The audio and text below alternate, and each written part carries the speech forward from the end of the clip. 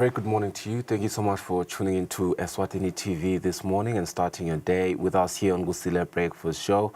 My name is Fiso Ngumalo and I'm with Kusile Sithole. Kusile, good morning. How are you? I'm good, Fiso. How are you doing this morning? I tell you, I'm doing all right, but I think I've made it clear now that I'm not a fan of low temperatures. And looking at the weather focus here today, we're currently at 4 degrees Celsius. Temperatures are expected to rise to 20 degrees Celsius as the day progresses. And that should tell you that we are still in the cold front that we were told about by the meteorology department last week. So people are advised to carry their jerseys, their coats as they head out, and certainly that they are warm when they are in the house. Just take those precautionary measures to avoid flu. Are you a fan of low temperatures, a fan of winter? No. I mean, I am, but the one thing that I do hate is actually just the flu that comes with it, of which now I can feel it's But are you able to avoid that? No. I try, but not so much. Well, I try to avoid it. Okay. Yeah. You should probably hand me your tips. Yeah. A very good morning to our audience. As introduced, my name is Kusile Sithole, and I am glad to be part of your show, or rather part of your morning this morning. But first, I'll give you a heads up on what's happening on the show. At Global Lens, 83-year-old Ivory Coast President Alassane Ouattara has announced that he will be running for a fourth term in that country's October election now, which is a powerful earthquake struck off the coast of the Kamchatka Peninsula in Russia's far east on Wednesday morning, triggering tsunami warnings in Japan and the U.S. island of Hawaii. Stay tuned for more news in our international segment. For now, we'll bring you local headlines such as Eswatini taking evident steps towards job security through attracting foreign investors and the promise of a new parliament structure by the government of India through a grant of 108 million Malangeni. Later on the program, we'll also discuss the upcoming STEM Expo. But first, indeed. On my agenda this morning, perhaps before we go there, just an update. There is deadly floods in China that happened about 2 hours ago.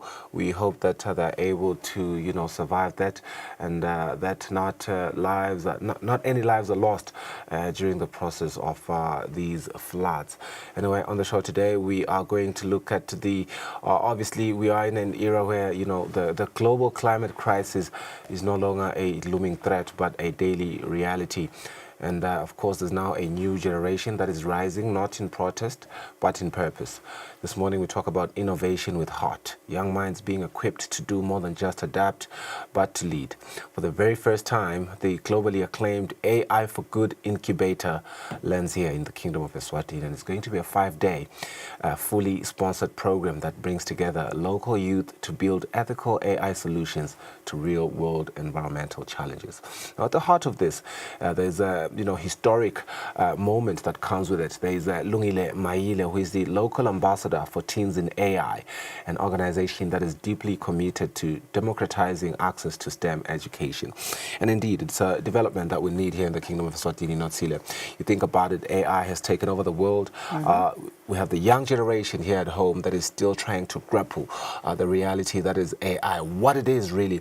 And when I'm saying young, I'm not talking about me and you. We are young, we are the youth, but there's a younger generation, people from the ages of 15 to 18, who also need to understand it. And I suppose they're still malleable and gullible, and for them it can be easier to learn and they can be better than us. And so it's a program that is exciting, and I'm looking forward to that conversation. I like that we're discussing tech today. Oh, yeah, it's a Tech Wednesday, by the way. I hadn't realized that. So we hope that you are ready to, indulge all of this tech information. But before we get any further with our program, let's look at what stories are making headlines this morning.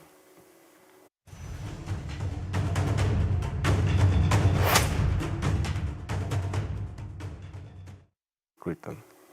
All right, so very good morning once again. Welcome back to the show. As mentioned by my colleague, we're giving you the headlines on what's making news in print this morning. Starting off with the Times of Eswatini. The government is set to finally ban Master 900. This move follows government's consultations with stakeholders, whereas over 50% of suicides in the past 2 years are attributed to poisoning. Also on the front page there, the king wants Eswatini to emulate Japan's success stories. This is after His Majesty King Mswati III handed over remarks to the Japanese ambassador to the Kingdom of Eswatini. Another headline you can expect is that of A bid for government to pay exponent investor fails. And also there's a team to probe Kat Matlala's ID issue. Also in another story, with regards to police suicides, there's a compulsory financial literacy for recruits. Well, that's a necessity. Yeah, Notsila, I'm learning with shock that Master 900 was, it killed over, in fact, it amounts for over 50% suicides in the past 2 years in Eswatini due to poisoning. And I suppose, it's a great time to clap hands for government there in finally banning this killer that is Master 900. The back end of this publication are the sports news, and the top story there is after leaving Green Mamba for greener pastures, it's over 430,000 Malangeni make a deal for Ernest. That is coach Ernest Mavuso, who is set to earn about 20,000 Malangeni per month. And correctional services side begins search for replacement. On another one, Tabora United Banele Pupu Sikonze 250,000 Malangeni. It's a lot of money. While Highlanders Ali declares sole legal ownership. Interesting. On the Eswatini Observer this morning, His Majesty King Mswati III has received letters of credence from Japan. Now, we're speaking of bilateral relations extension there. And also another headline you can expect. As FMD vaccinations continue, Deputy Senate President says there has to be compensation for the farmers affected. Another headline, 5 have been arrested for dramatic mob justice. And also another story making headlines there is that of a cop shooting himself dead. Yeah, so many suicides of late. Cop suicides. In fact, we hope that this cloud can pass by. We are also not divorcing this headline here. That is very important. Government, attending to 50 patients daily. That story is found on page 3 as we turn to the back end of the publication for our sports news. The top story there, Ali Khomongwe blocks Highlanders takeover. He said, not so fast. And he calls club takeover unlawful as he demands PLE accountability. And the PLE responds and says, our hands are clean. This will be an interesting development, and hopefully we can, get into this conversation with our sports analyst on Friday. On other stories, the Senators want EFA leaders out, while Rangers players are hit. Rangers player has been hit by a car, and he died. A dark cloud that has enveloped Rangers Football Club there. On another one, Pennington has been crowned One Golf Eswatini champ. He's been on a roll, this golfer, Jamie Pennington, who has walked away with 13,680 Malangeni. This happened this past Sunday. The last story, sports drives 10% of global tourism. That is according to Minister for Commerce, Industry and Trade, Honorable Mangoba Khumalo. On the Eswatini Daily News front page this morning, His Majesty King Mswati III has received letters of credence from Japan's ambassador. Also, the Prime Minister, Rasta Dlamini, congratulated their Majesties on Princess Sibahle's marriage that took place over the weekend. Also, in another headline, Bob Babul will be arrested soon. That is according to the Minister of Health, Honorable Duzi Matsebula. And also, the Chief Justice says there's a backlog of over 10,000 cases in Manzini alone. Tell you what, I hope that Bob Babuli thing really eventuates. It's been a minute. Anyway, the back end of the Eswatini Daily News, these are the sports top stories. Mavuso earnestly pens 2-year deal with Bull. A play on words there by the editorial team from the Daily News, as the former Green Mamba coach Ernest Mavuso pens a 2-year deal with Mbabane Highlanders. This is after joining Capital City Giants in pre-season camp in Pietermaritzburg in South Africa.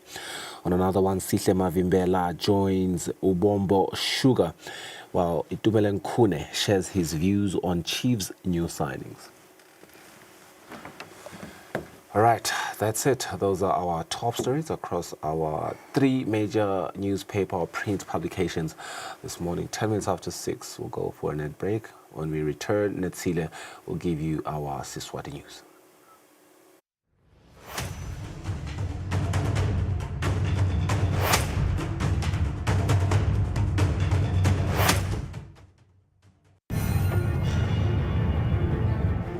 ufunge nasi. Asashone ma. Kude lo dawathi kuthula la kamanyaza. Cha manje. Ngiyaxolisa mfethu.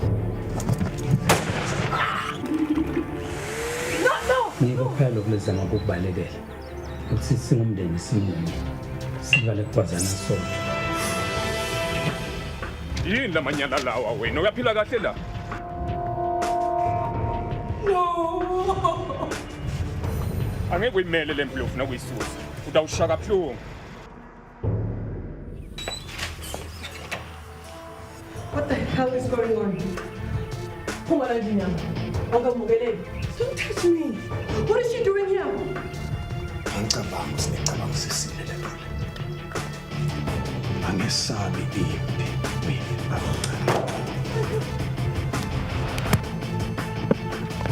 I need to talk to her. Sorry. Ma, kukhula sitafuna sibonela sejubelinyana. Hi, sweetie. Unjani? I'm pissed.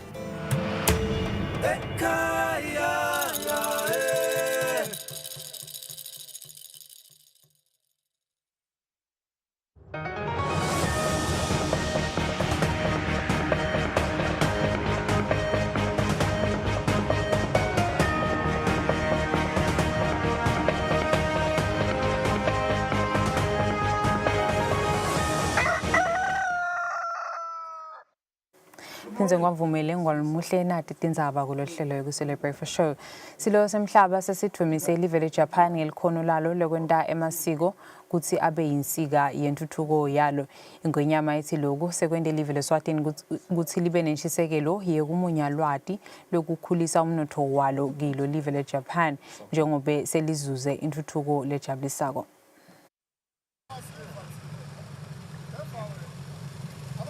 Ngenyanga yenkwekweti nga-1971 live leSwatini lacala budlelwane nelive leJapan. Kusukela ngaleso sikhathi lamavili amabili akhetha inhlelo leticinise kubambisana kwawo. Kwethulwa kwaletincwadi tebuncuza kufakazele inzima ledlalwa live leJapan kwesekela intuthuko yelive leSwatini ngelusito loluqukethwe lihlelo lwe-Official Development Assistance lokulihlelo lwahulumende waseJapan lokwesekela ngetimali ngelwati kanye nangemakhono intuthuko kumavili asathuthuka njengelive leSwatini.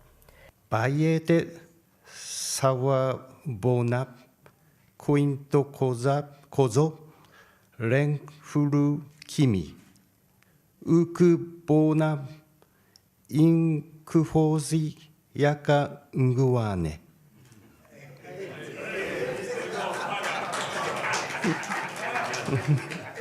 Lusuba lukhulu eJapan lwethenjwe ngemsebenzi yokuqinisa budlelwane lobuhle emkhathisini walamavili amabili uqala wavusela ingonyama ngelulwimi lwesiSwati. Sekanza ngenkulumo yakhe watisosile ukuthi umgoma lenikwe inkosi yaseJapan Emperor Naruhito kukhulisa lusito lulethwa live leJapan kuleli etinhlangothini letifaka ekhatsi tempilo temfundo netekulima. His Majesty the Emperor's best wishes for his desire to see further strengthening of cordial relations between our two countries. Your Majesty, Japan and Eswatini have established close and cardinal relations since the establishment of diplomatic relations in 1971. Japan has been deeply committed to contributing to Eswatini's priorities areas such as education, healthcare, agriculture, and food security through various cooperation frameworks, including especially grant assistance and technical assistance. By contributing such cooperation, I look forward to further promoting our bilateral relations through strengthening the friendship and mutual understanding between the people of our two countries. Imbube emhlaba imemukele lusiba weJapan kuleli yadumisa nekumuva ayivusela ngelulwimi lwesiSwati. Seyanza nenkulumo yayo ingwenyama ingxome live leJapan ngebuciko balo lobukhethekile bekuhlanganisa amasiko nemihambo netebuciko. Silo sithi live leSwatini likulungele kumunyalwati lokukhulisa umnotho eveni leJapan lekulive lelithuthuke ngalokujabulisako.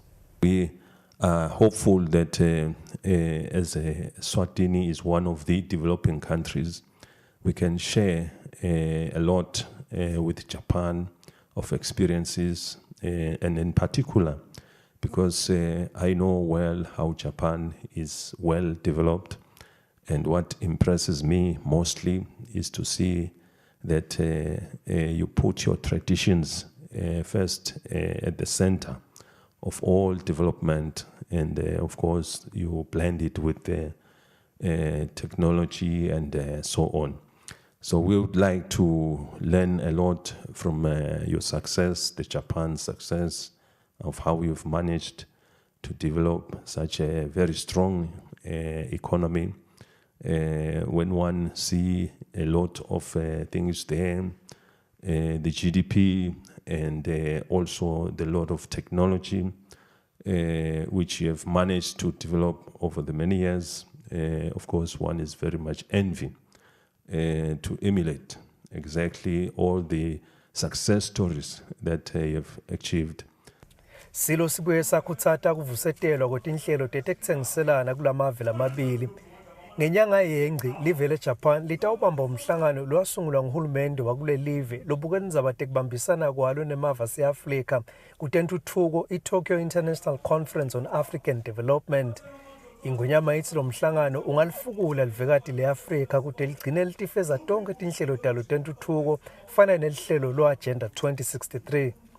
Lusiba lukhulu eJapan uthi inkosi yaseJapan ivule tandla kwemukela ingonyama kulo mhlangano. Lobika kwethu indzabeni ngisandile Makhanya nozwele Masuku naThemba Mamba esigodlweni elithitsini. LeSwatini lithatha tinyathelo letibonakalako ekuqinisekiseni ukuthi emathuba emisebenzi avuleka lapha eSwatini. Kumanje umhlonishwa mvunankulu Russell Miso Dlamini sohlangene nebahlanyeli mali baseJapan kutawubukisana ngemathuba lakhona lapha eveni. Labahlanyeli mali bafaka ekhatsi umphathi we-Itochu Corporation Africa Block Shinya Ishitsuka kanye nalobuketa inhlelo te-Textile Industrial Co Limited Japan Alex Young. I-Itochu ngulengeti inkampani letihamba imbili eJapan lenda imisebenzi lefaka ekhatsi kutfunga kumba umciba phansi tekuchumana netebuciko temali kanye nekudla. Le nkampani inemafema langu-90 emaveni langu-61. Embikweni lokhishwe nguhulumende tinkundleni tekuchumana kuvela kutsi imvunankulu nalabahlanyeli mali bakhulume ngekuhlanyela imali etinhlangothini letifaka ekhatsi tekulima, temandla, tekuchumana netebuciko kanye netetimayini.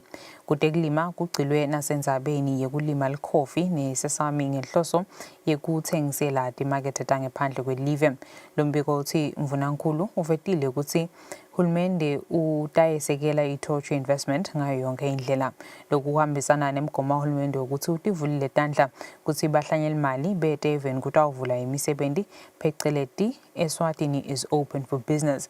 Lokhu kutaba nemthelela ekuqinisekiseni ukuthi eMaswati atfola imisebenzi kwehlele inani lebantfu labaswele imisebenzi. Indvuna yelitiko letekuhlela umnotfo umhlonishwa Dr. Tambo Gena uthi live leNdiya litawubambisa live ngemali lengu-108 million emalangeni yekwakha iphalamende lensha kanti ngakulokunye imvuna ithi lizinga lekutalana eveni liyachubeka liyehla. Imvuna beyikhuluma iphalamende ngesikhathi likomiti lelibuke kusebenta kwalelitiko etimphungeni litsingidza kusebenta kwalelitiko. Ikomiti lelibuke kusebenta kwelitiko letekuhlela umnotfo nentfutfuko etimphungeni liholwa imphunga Linda Nxumalo njengasihlalo litsingitse umbiko walelitiko lochaza kabanti ngemisebenzi yentfutfuko wemnotfo welive. Nami angibonge ngendzaba ye-ICC ukuthi at least sekuyakhombisa ukuthi sekuvutela kuya khona usikeshi lokwendeke lapha kunakulabathi i-royal villas. Le ngiyawucela namhla ukuthi minister afake lelive lakangwane, afake lamaswati, asifake sonke sihlalo into clear perspective ukuthi kwendekeni lapha ku-royal villas isihlalo. Umnanzi lokuthi uve ukuthi uhulumende nje akadelive nje vele abantu bakhona. Nakade awuhulumende usebenza kanje uthi hawu bantu kude awonke umuntu abakhalathi kude kube kwateka ukuthi lento sesiyitamile sabona vele lento yasekhula number 8 ayisisebenteli. Ngabe kushona umuntu nje namhla kufuna lo muntu avaleke kungena umuntu esikhaleni sakhe. Uma ngabe kupronyotha umuntu lamhla kufuna kungena umuntu esikhaleni sakhe. Letakhiwo letfana lama-food bridges ingabe micro-project unayo incapacity yekumaintaina le structure. Engabe live liyakwenda yini ukuthi linake lokuthi lokutalana kwethu le ndlela nje lesitala ngayo bantwana bethu ukuthi siyakumonitha yini strategically and proactively so. Indvuna yetiko letekuhlela umnotfo nentfutfuko umhlonishwa Dr. Tambo Gina uniketa timphendvulo. Kulo 10 years the last population census ikhule nga 0.7. In order ukuthi population inga-decline kufuneka ikhule nga 2.1. Nayi ingaphane na ingapha inhlangano ingaqhabuka nemali lengaka yakhe lama-villas angene emeneni lapha kwathi into akusho nje ukuthi nenhlanhla lembi kwase kuyaphunyuka le ku-tender board akusayi le mali lencane lenketeka kulo 5 million yekuthi bakhona egijima lapha sekuqhamuka bo-1.86 billion which was not part of what we're discussing. Noma-ke kwaqashwa inkampani le-shortlistwe khona ngale ngase-India. Sayiqasha-ke sibambisela abase-India ne-Exim Bank ukuthi yente detailed project report. Timphunga tiphindze titsi engabe hulumende akakhandzi kumcoka yini kutsi sale abuketa umgomo wa hulumende wa 2018 circular number 3 lomisa kucashwa kwetisebenta hulumende letitsi timphunga sekunemthelela lomubi ekuniketeni lusito lakhe hulumende. Lobikako nguSamkelisiwe Khoza eParliamente. Indvuna yelitiko letemphilo umhlonishwa Mduduzi Mathebula uthi litiko lisebentela kuvala tikhebezi letikhona elihlangothini lwekugeza tinso njengoba amaningi emaswati ladzinga lolusizo. Indvuna beyikhuluma eParliamente ngesikhathi timphunga tidzinga kusebenta kwalitiko kulesigaba sekucala semnyakatmalwa wahulumende wa 2025-2026. Ikomiti elibuka kusebenta kwelitiko letemphilo etimphungeni liholwa imphunga umfana Nkosi Ntfombi Yenkosi njengasihlalo lidzingitse kusebenta kwalelitiko kulesigaba sekucala semnyakatmalwa wahulumende wa 2025-2026. Uhulumende naye yasifaka ngalesandla sokuthi phela tisebenzi tetempilo tiyatiwa lokuthi ufuna tibe ngakho kuze utokhavarisha lo msebenzi. Labanye bayaretire, labanye bayafa. Kepha kuyatibuta lokuthi yile nto ukuthi batikavalwa letikhala. Mathathu kuphela ema-dialysis facilities even lilongana. Bagula abantu la ngaphandle tibalo nema-research asho njalo 345 kwabantu lokuthiwa bagula baphethwe bafuna le-dialysis. Indzaba yokuthi improve in providing an affordable health care le for emaswati onke. Ngithumisa ngalendzaba ye-CT scan machine kudzinga lo ukuthi mhlambe kube ne-control noma ku-regulator ngalo ukuthi lo mshina usevisa wonke muntu. Indvuna yetiko letemphilo umhlonishwa Mduduzi Mathebula wetfulela likomiti lehloniphekile timphendvulo. Dialysis status embabane na Bonazarene iyachubeka i-dialysis kwashintsha nje ukuthi loyo service provider lo abesisida kwenda le dialysis embabane wase ushintsha indlela lasebenza ngayo so usupply le machine akasari provide le service eburana le dialysis seyisetshenzwa nguhulumende njengalo sende Nazarene njengalo sende kaHlatsi kuranwa nguhulumende nasembabane sekuranwa nguhulumende kepha ke loyo service provider solo uyasisita ngendzaba yemishini. Timphunga tiphindze tikhala ngetikhala letingu-388 kulelitiko lesolo tingavalwa kanti indvuna ithi lelitiko alikahlali phansi liyayisebenta indzaba yekuvala tonke tikhebezi letikhona kutemphilo delive. Lobikako nguSamkelisiwe Khoza eParliamente. Likomiti lelibuka ukusebenta kwelitiko letekulima etimphungeni lithi litiko letekulima alikuboni kufanele yini kumisa ukusebenziswa kwemuthi wekubulala tilokatana emasimini lowatiwa ngele Master 900 njengoba eMaswati ayachubeka alahlekelwa yimiphefumulo ngalomuthi. Timphungabe tikhuluma ePhalamende ngesikhathi lelikomiti likhulumisa ukusebenta kwemali kulelitiko. Indvuna yetiko letekulima umhlonishwa Mandla Jawuka ngalesibili wetfulela ikomiti lelibuka kusebenta kwalelitiko etimphungeni umbiko wemisebenti yalelitiko yesigaba sekucala seminyaka timali wahulumende wa 2025-2026. Sinehlelo lolunye lesithi lokulekelela eMaswati nalo sithi import subsidy.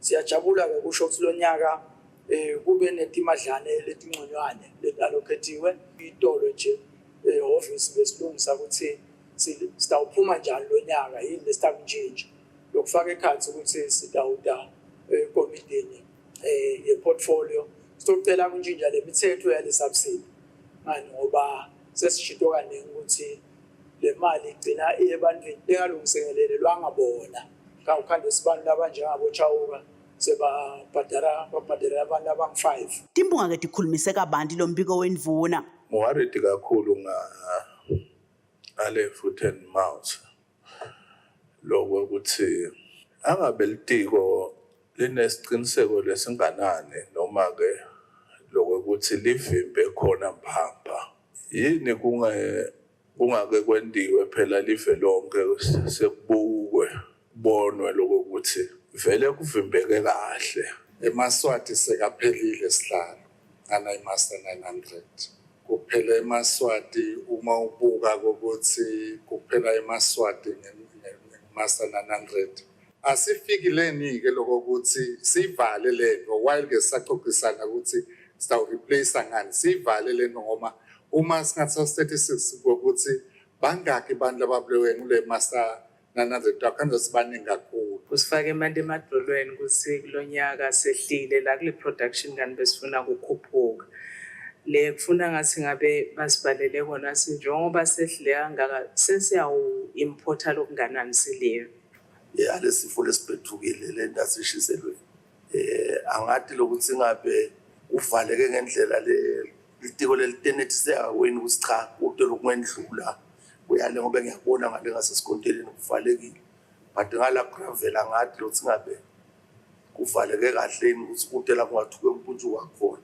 Lo mbiko wendvuna uphinze uthi lelitiko ngekubambisana netinhlangothi letahlukene tentfutfuko lichuba lihlelo lokwesekela bantfu labasha nekutsi tinhlelo tekutfutfukisa tekulima lokumelana nekugucuka kwesimo selitulu kute live ligcine likhonile kuti khicitela kudla lokwanele tiyachubeka tiyaciniswa. Lo bikako nguSamkelisiwe Khoza ePhalamende.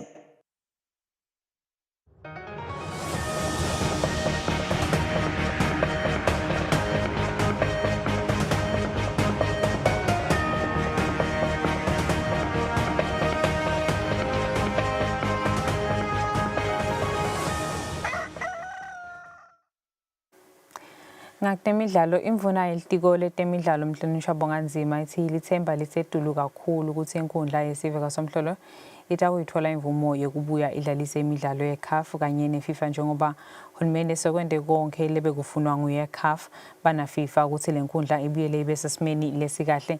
Nzima bekaphendula imibuto yetimphunga ePhalamende lapho khona leminye yemibuto levelile ngiyo indzaba yenkundla yesive kaSomhlolo imali lethathwa emagedeni nakuchubeka imidlalo yePremier League kanye nalabo lababuya kulamanye emave labafaya imali emacimbini noma ke emacenjini ebhola akuleli ukuthi engabe bayahlolwa yini ngendlela lefanele ukuthi bahlobile yini.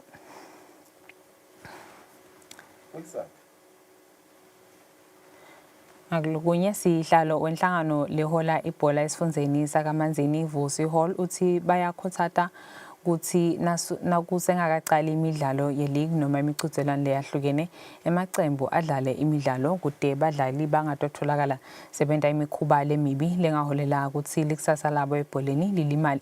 Vusi bekakhuluma naqhubeka imidlalo yelibhola letinyawo ezakhele sports ground lesekelwe bakaKhado Square. Ngaleto tindzaba ngolumuhle sita usasa likhefu nasibuya sifiso ukutawuba ne-interview nenkampani noma ke inhlangano ngelihlelo le-Artificial Intelligence for Good.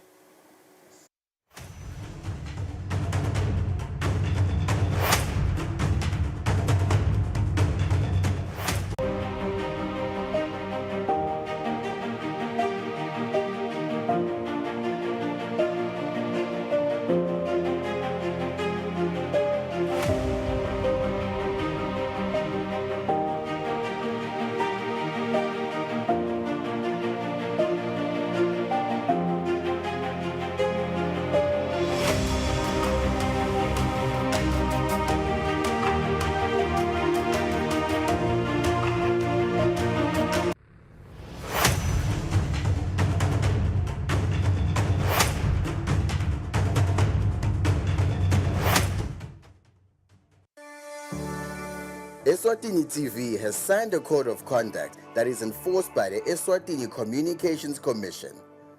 We are committed to reporting news that is accurate, comment that is fair, and programming that does not amount to hate speech or the description of gratuitous violence or explicit sex. For any complaints of our programming, please contact us on 2411-9600 or email info@eswatinitv.co.za. You can also contact the Eswatini Communications Commission on 2406-7000 or write a letter to ECCOM on PO Box 7811 Mbabane. Email address is info@ecom.org.za.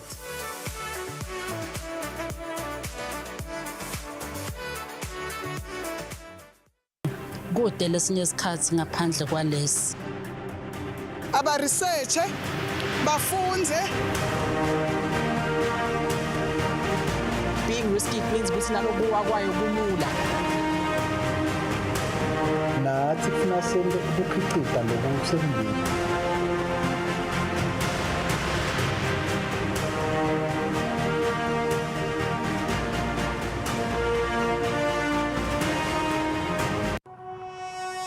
When you choose your adventures, you do so with an open heart and a desire for the unexpected. You embark on journeys to discover new worlds full of wonder. You choose a path to awaken your senses, a world to make you look up and realize just how inspiring this life can be. Arrive and awaken your heart. Explore life in ways only thought possible in your dreams. Discover just how far you go to expand your understanding of life's greatest mysteries.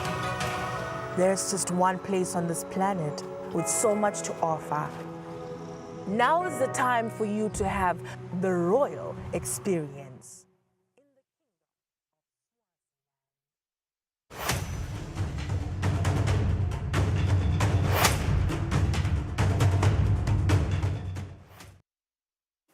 Very good morning once again. It's 34 minutes after 6. Thank you so much for staying with us here on Kusile Breakfast Show. We get into our very first interview segment, and we want to look at this very interesting topic about AI in an age that is defined by climate urgency as well as rapid technological change.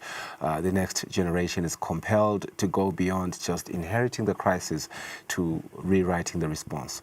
And this week, Eswatini becomes the stage for a global first, the arrival of the AI for Good incubator.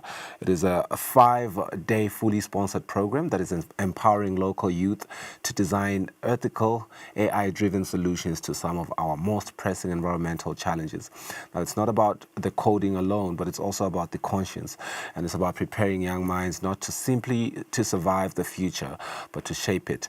And of course, leading this charge is Lungile Maile, the local ambassador for Teens in AI, a global initiative that is breaking barriers to STEM education and opening the doors of innovation to all. Very good morning to you and welcome to Eswatini. How do you do?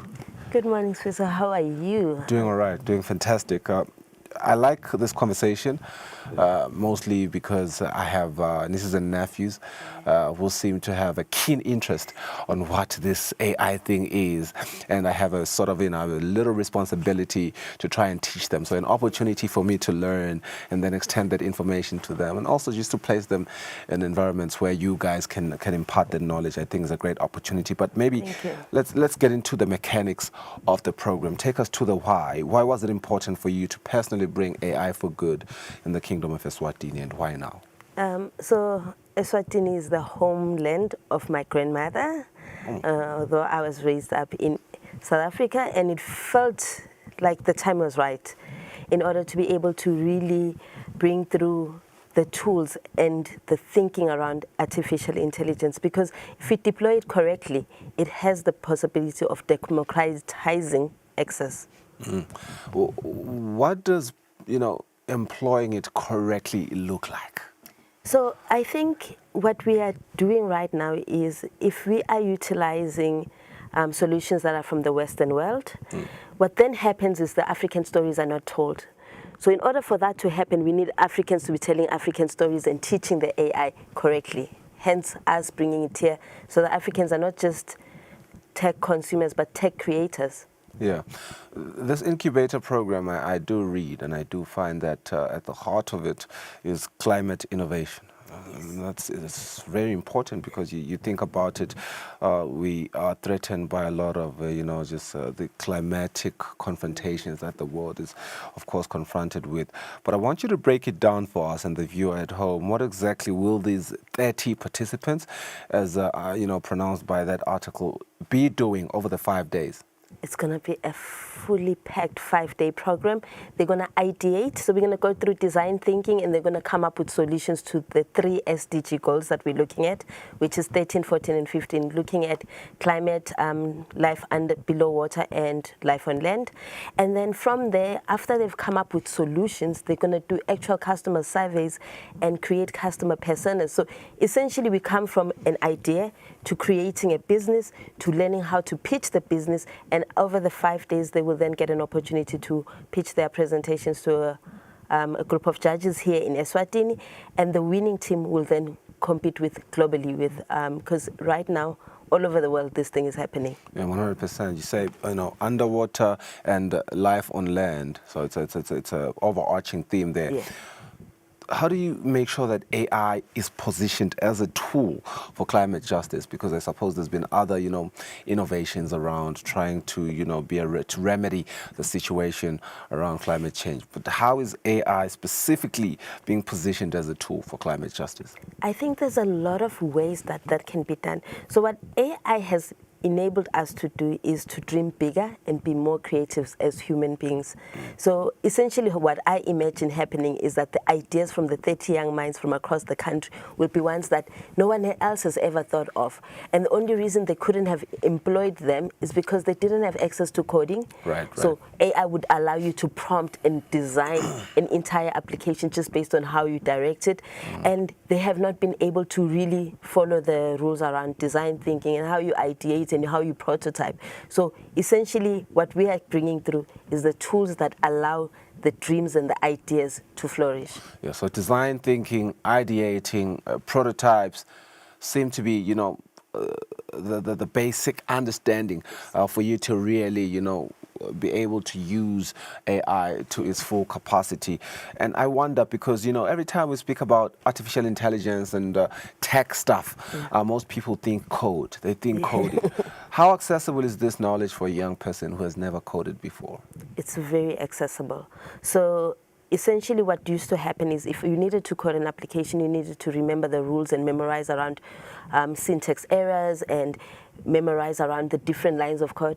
Right now, with your own ChatGPT that you can access through your WhatsApp and you can access online, what then happens is you are able to have a companion, a tutor, a side buddy that helps you understand. And through natural language processing, you are able to tell it. So just like me and you are speaking, you are able to tell an AI what it is that you wanted to build without having to use the C++ and the Pythons of this world. Yeah, which are quite complex, by the way. Yeah. Look at the global figures here, and they're speaking to what? Only 15% climate-related SDG targets that are on track. That is quite sobering, if you ask me. And I wonder how this initiative is going to reframe young people in Eswatini from being the victims of this statistic, because it seems as though that is the case, to being active problem solvers and ethical tech builders. Yeah, I think at the crust of everything else, we need to create platforms that allow the young people to dream and ideate. That's the first thing. But the other thing is we need to be intentional. Even with regards to AI, even with regards to climate change, we need to be intentional about wanting to change the things around. If we do not, then what's going to happen is we're going to continue and say 15% only, 15% on, because nothing changes if you're not intentional about it. Yeah, and I wonder, do we have mentorship? What kind of mentorship or sort of let's call it support, that these young people are going to receive throughout this process? It's going to be a fun 5 days. So from the University of Eswatini, which is really our venue partner, they've joined us in this journey. We've got university students that have joined up as mentors to do the AI, the tech coding side of things. We've got business mentors from RSTP that are joining to help out with the business side of running this whole idea, because it's not just an idea, it's a business. And from all over the world, we've got experts that will be joining and mentoring the learners. Now, I understand that the idea of inclusion is central to teens in AI, as it should, by the way. Hey, with past cohorts that have been made up of over, 50% women or non-binary participants, 75% from diverse backgrounds. What does true inclusion look like in our local context, especially in tech and climate innovation? So essentially, it looks like removing the barriers to access. So the barriers to access, for example, this program is £250 if you were joining it from anywhere in the world. So the first barrier you remove is the cost. Then you remove the barrier around access to devices and access to data. So hence we're doing it at the University of Eswatini. Then you remove barriers around getting the learners through to the venue. And it's essentially going through to the crux of the matter and saying, young person, all we want is for you to come there with what you have. No experience, you do not need to have done ICT in any form.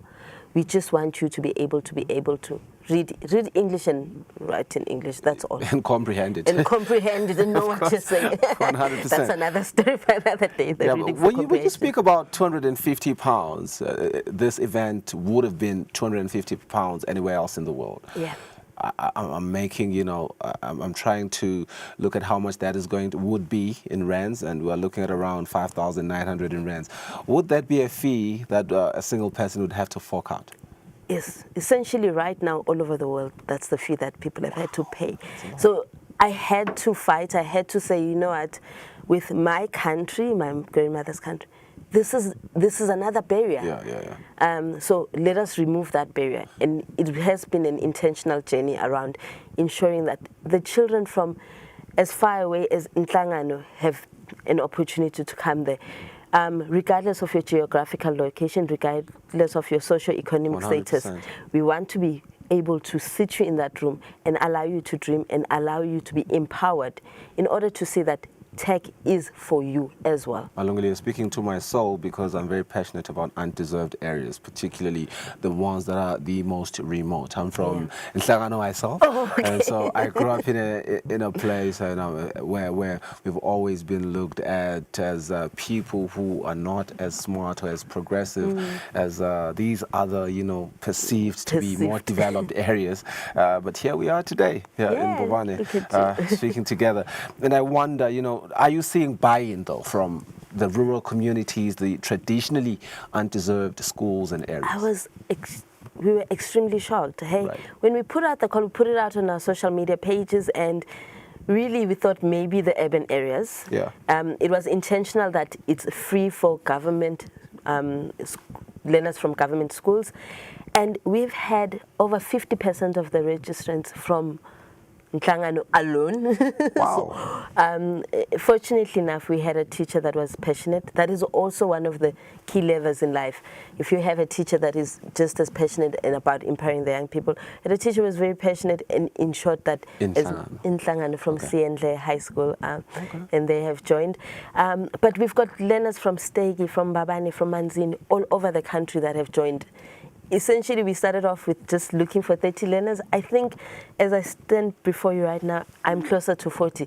Wow. So, and my heart refuses to say no. And how many of those are coming from the Kusile region again? 15 of them. 15. Wow, that's 50% of them already. Yeah, 50% of them came from that. You might have to look at doubling that number. Your 30 might have to be 60, because with the right partners, yes. With the right partners, indeed.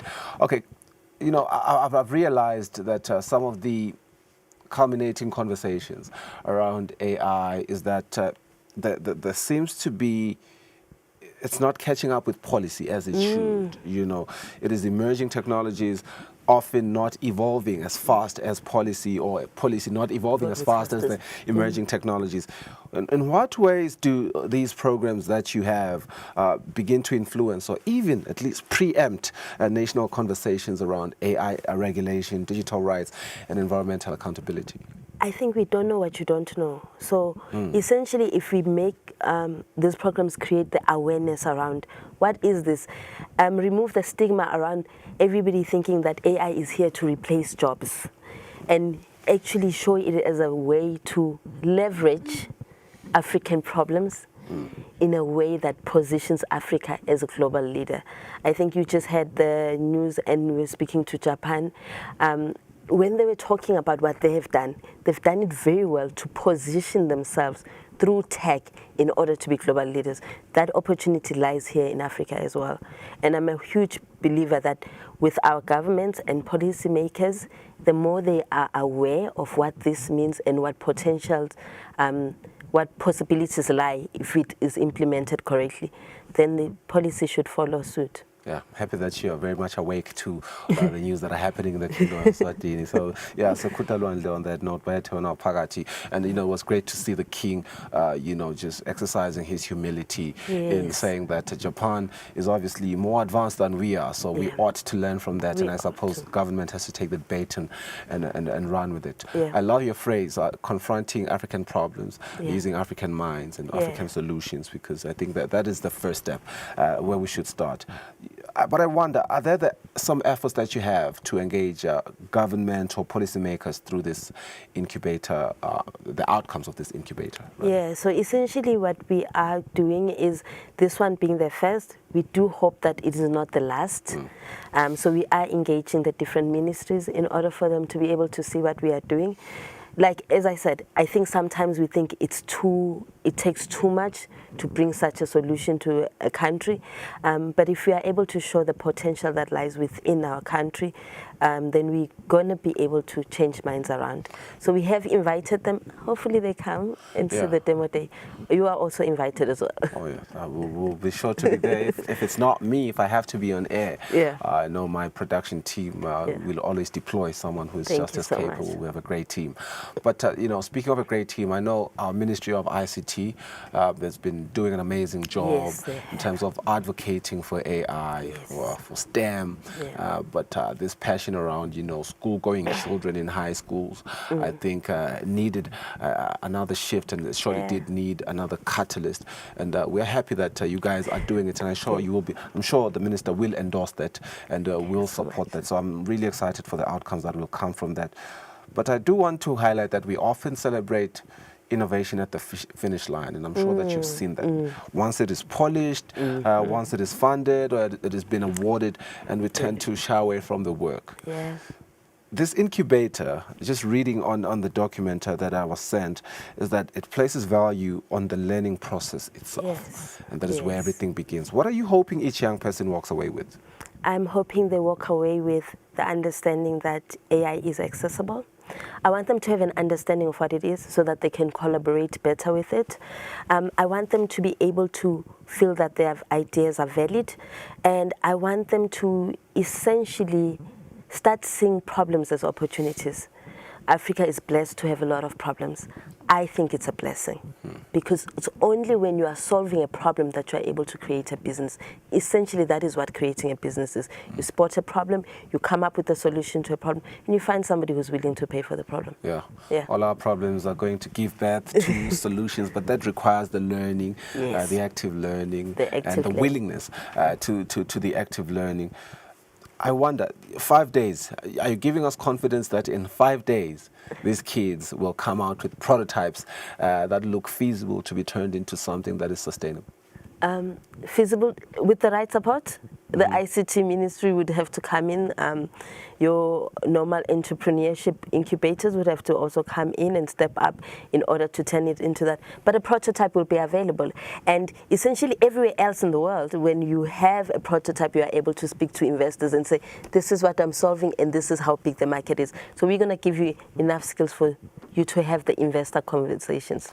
Finally, there's something poetic about this incubator speaking to climate innovation, especially in a country that has been confronted by, of course, land, deep connection with land, some rain cycles, as well as big, bolstering on agriculture right now. What message do you hope this sends to the next rural child from afar about what's possible and about who belongs and where they belong? I think what I hope it sends through is essentially that when you look at the problems that you are facing, your knowledge that is coming from the rural areas has experience, it has underlying tones to be able to solve problems. Essentially, we keep on saying that you need to go through university, and I'm a huge purveyor for academic success, but there's also learnings that happen as you grow up, as you go through, experience certain things. There's some things that people that have planted maize meal know that I'll never know. Essentially, that knowledge is able to create other things. Lungile, thank you so much for your time. Thank you. Wish you all the best with this incubator and certainly the school-going children that are attending. We hope that you learn a lot from this and that what it is that you learn are able to apply it and it eventuates into something that is sustainable for the betterment of the kingdom of Eswatini. Let's go for a net break. We'll be back with our traffic update.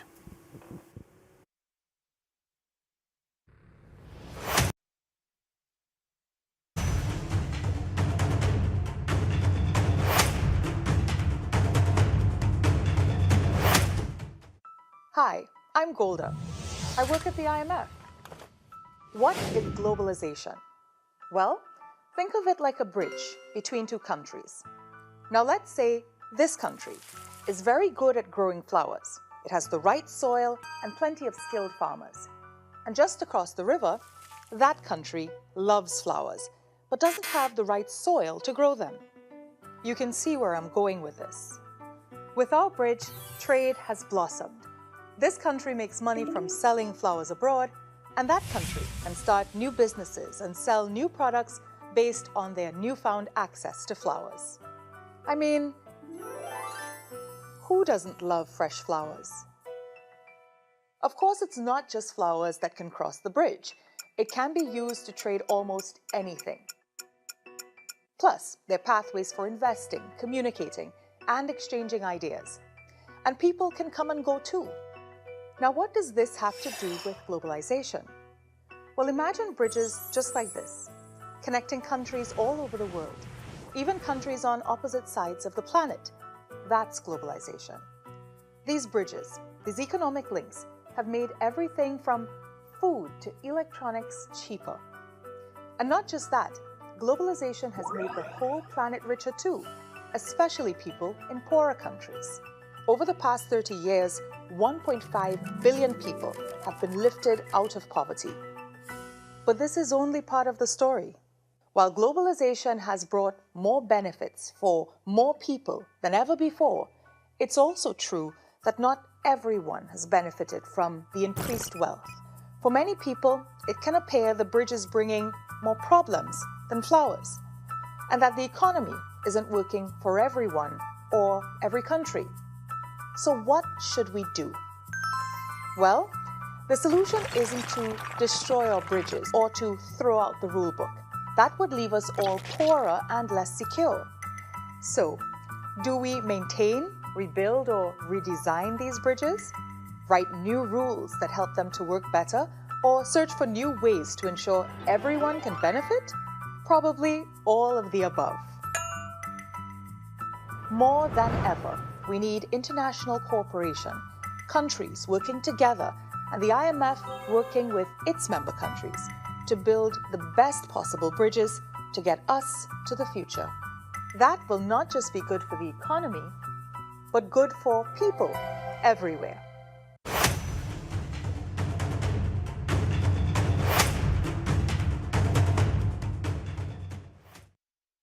Nene benkosi Kusile nje imizuzu lesihlanu ukuthi kubumbane insimbi yesikhombisa lomhla ekuseni. Siyathi-ke ukuthi sekhona lasebatawuphuma iminyango babhekise mabombo emisebentini ematohweni nasetikolweni abantu besikolo. Sitawubhubhula-ke imigwaqo sibuke ukuthi tikhona into ithikabedo lekufuna bathi caphele. Sinemlangeni Sehlo Dlamini lotawusipha leyo mbiko lo. Sikuvusele Nkosi, ngabe Maswati waphathelene nomhla ekuseni? Sivusele Nxumalo, sivusele nabo bonke lebabukele wona umsakato sibuko seMaswati. Imigwaqo yelizwe sesiyihlolile lesikubonile nje-ke ukuthi awutibanete imigwaqo kuwo onke emadolobha kufaka ikhathi Mbabane, Manzini, Mathapha nayo inhlangano iyasebenza ngaphandle kwaNatiyale sibukene kanye nayo i-remand center. Kanike la eMbabane kunawuthatha nange umgwaqo losuka lapha kubo SOS ubheke khona bo Waterford awu solo umsebenzi uyachubeka lapho umgwaqo uyakhiwa. Kungaba kucela nje-ke ukuthi sibambisane kunabo labamikisa abantwana lapha kubo SOS nalababheka khona kuwo emakhaya labheka lapha kubo Kenrock nakhona kubo Waterford. Tindzaweni-ke ngokwehlukahlukana awu imfuyo iyasabonakala nakhona emgwaqweni, potholes ayabonakala kusuka lapha kumgwaqo lo lapha kubotshaneni ubheke khona Vulane. Kungaba kunxusa nje-ke ukuthi litubane lethu awusimane silikhawule potholes siphinde sawabona nasihlola nange umgwaqo lobheka khona eBunya phecelezi lesiwubika MR18 kusuka eMhlabubovu ku-traffic circle uyawufika khona boBunya. Kunxusa nje-ke ukuthi ukuthi kunama-potholes kuphinde kube nayo imfuyo lebonakalako emgwaqweni lengakuphatamisa usawusebenzisa umgwaqo. Kanike nasiphatha nange umgwaqo losuka lapha ebotshani ubheke khona isipiki lowo mgwaqo loyo mncane ngesakhiwo sawo kani unemakhona lamaningi so usibangele ingozi kunxusa nje-ke ukuthi nasisawusebenzisa litubane simane silisibe sendeleke ukuthi phela sawuba abantu lesiphephako. Kanike umgwaqo losuka lapha kubo Sifofaneni ubheke khona eBig Ben imfuyo khona idonswa ngiwo umoba losilikako usilikele khona emgwaqweni. Lokungasenda kwekuthi bese sesiba nabo kuvelelwa ingozi kwathi phela ukuthi uphinde futhi ube nayo i-vegetation legcwala khona emgwaqweni ivimbe tona timpawu. Kungaba ngileto lenginato Nxumalo ngethembe ukuthi lebantwa bethu babheka ngakhona esikolweni sitawuba nalo lithuba lokuthi sibabonelele ikakhulu etindzaweni lapho khona bawela khona. Ngoni Sibakhulu kwala ngisehlo Dlamini umlangeni usipha i-traffic update yethu lomhla ekuseni indawo caphela Thikabedo uqale nje nganayile lapha SOS emgwaqo lobheka khona SOS nikhuphukele kubo Waterford esidvashini kunemsebenzi lo sachubeka lapho kulungiswa kwemgwaqo. Cele ukuthi imoto tibekedelelane ekuseni kanye nemakhumbi la mixa abantwana etikolweni. 58 minutes after 6 sibahlola emarket sitabuya sichubeka nehlelo masinyane nzaba.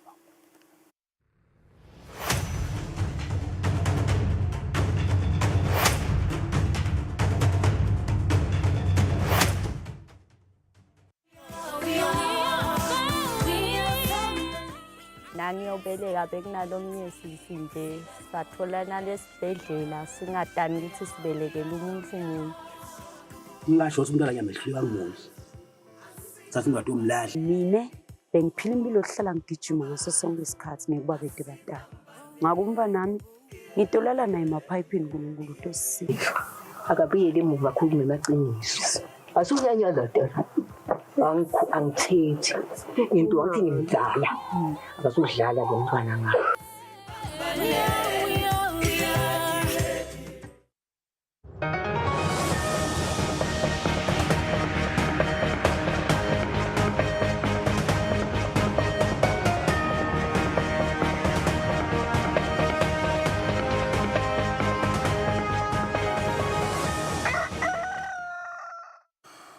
We are stretching the hour to 7 a.m. this Wednesday morning, and we enjoy our English news now. His Majesty King Mswati III has commanded Japan for placing tradition at the heart of its development agenda. His Majesty was speaking when he received the letters of credence from the newly appointed Ambassador of Japan to Eswatini, His Excellency Shimizu Fumio, at Lozita Palace. His Majesty the King further conveyed Eswatini's readiness to learn from Japan's economic development experience.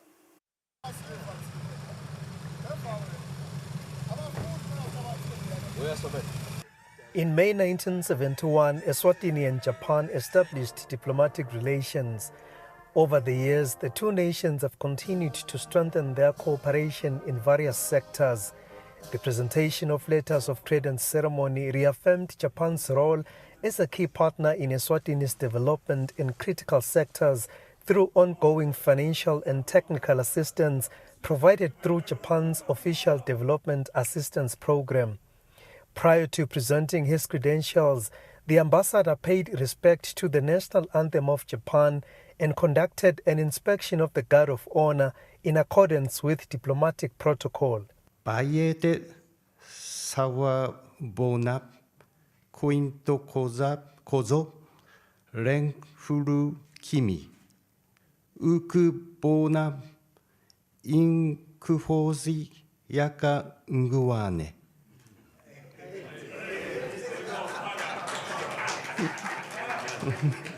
The ambassador, who has been entrusted with the responsibility of deepening diplomatic ties and enhancing cooperation between Eswatini and Japan, impressed His Majesty with his articulation of the Siswati language.